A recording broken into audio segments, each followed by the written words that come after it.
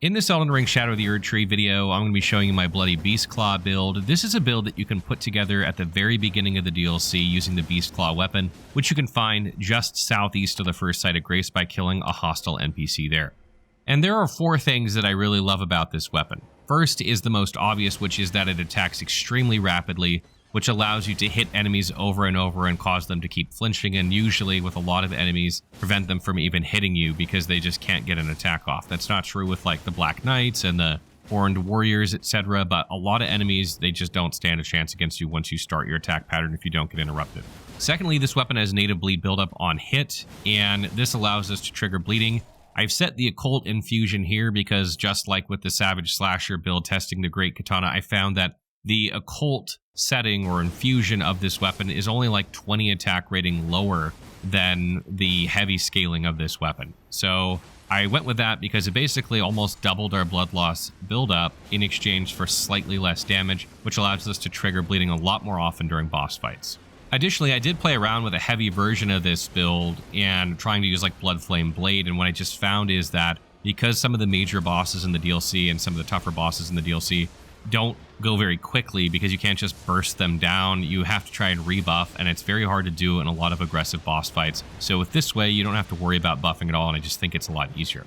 Thirdly, this weapon pulls you forward as you attack with it. If you watch the attack chain of this weapon, it pulls you forward. So if an enemy is mobile and they dodge backward a lot or they're hopping around a lot, it tends to pull you with it. And this is kind of a double-edged sword. What this is going to allow you to do is stay on top of some enemies that would get away from you, but also sometimes, depending on how mobile an enemy is, like for instance Ralana, it's going to pull you by her if you use the R1 combo when she dodges to the side, and then she's going to be hitting you in the back.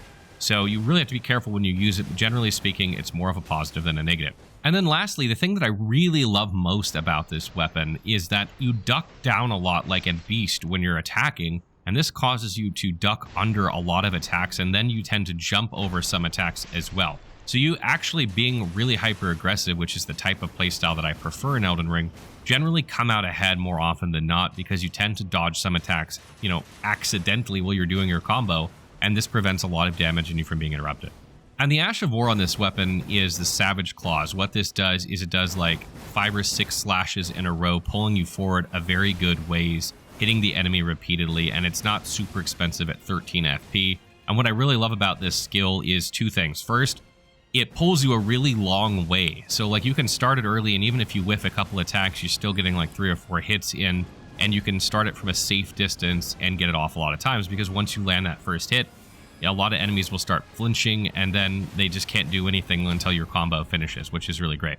Secondly, the tracking on this is much, much better. If you get behind an enemy or your back is facing to an enemy because you went by them in a fight, and you try an R1 combo, you just cannot turn fast enough. You'll kind of attack off to the side 90 degrees and you'll miss the enemy. However, if you use this, if you're back to back with an enemy, it will actually turn you the full 180 degrees and hit into that enemy. So if you find yourself in that position, always use this weapon skill rather than trying to turn around to attack. That is, of course, if you want to attack, otherwise dodge out of the way and then, resume your combo.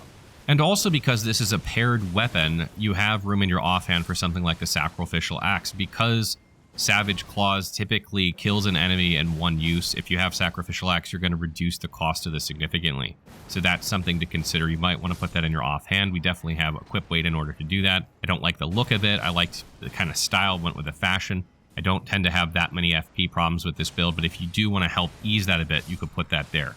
So for armor, I have the Horned Warrior's head, chest, and legs, and I have the Lionel's gauntlets on my gauntlets. This allows me to hit 51 poise. If you're using the Horned Warrior's gauntlets, you'll be under. I think it's like 47 if you're using it. But what I really love about the claws is they cover up your hands. So you can't see these, not matching at all gauntlets because they're covered by the claws. So I just picked the heaviest one basically to get up to 51 poise. I think there are heavier ones, but I didn't really need to get extra poise. So I stopped at 51, and you can't see the difference. It still looks like if you were using the Horned Warrior set completely anyway, and you get that 51 poise, which is nice, and you don't have to use, the Bull Goat's Talisman and waste a slot. Additionally, the Horned Warrior's helmet gives you increased strength. I think it gives you 5 strength, which is great for me particularly because I'm an astrologer. So I started with 8, and that gives me the exact requirements for the weapon. And since I'm going for arcane scaling, I'm not really pumping strength anyway. Although I will note that the arcane scaling on the weapon still has some strength scaling to it. So you could put points in strength from this point onward to get more damage out of this weapon if you want.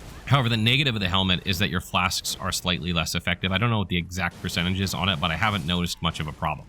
So for talismans, I basically have 2 setups. I have the 2 turtles talisman for stamina recovery.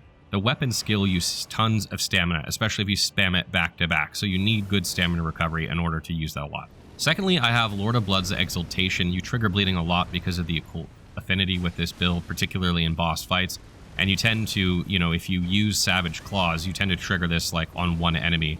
So you're going to get that buff, and then if you go to the next enemy and use it, you just kind of chain it along, allowing you to keep high attack power as you run through like a camp of enemies or something like that, which I really like.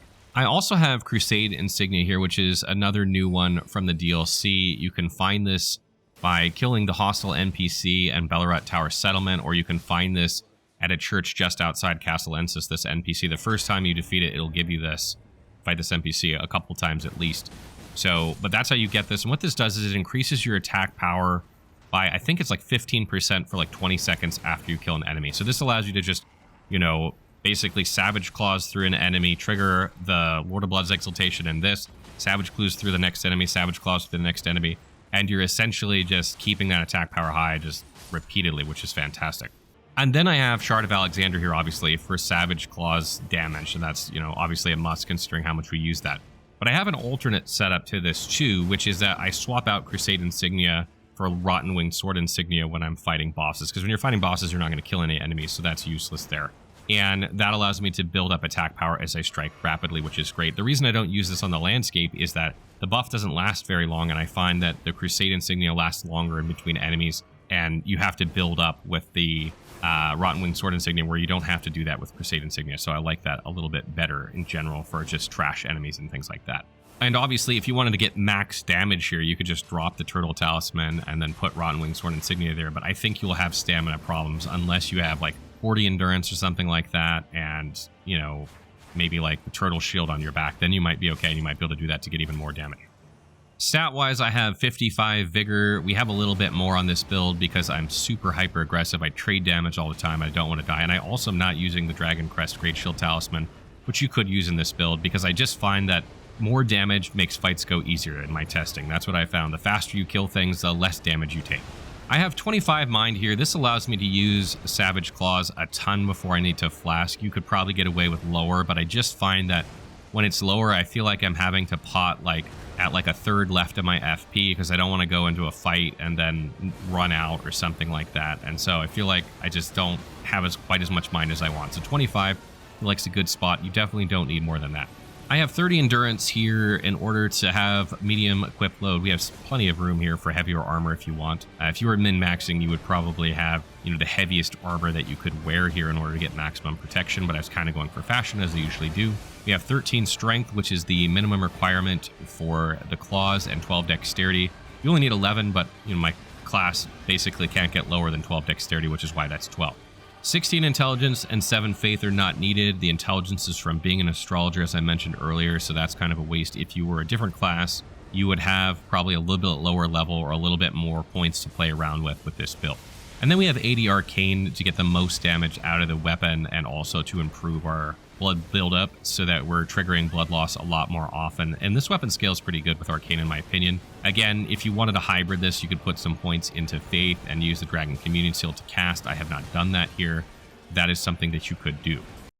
And then as far as Flask of Wonders Physique, I have the Thorny cracked here in order to increase the damage that we do with successive strikes.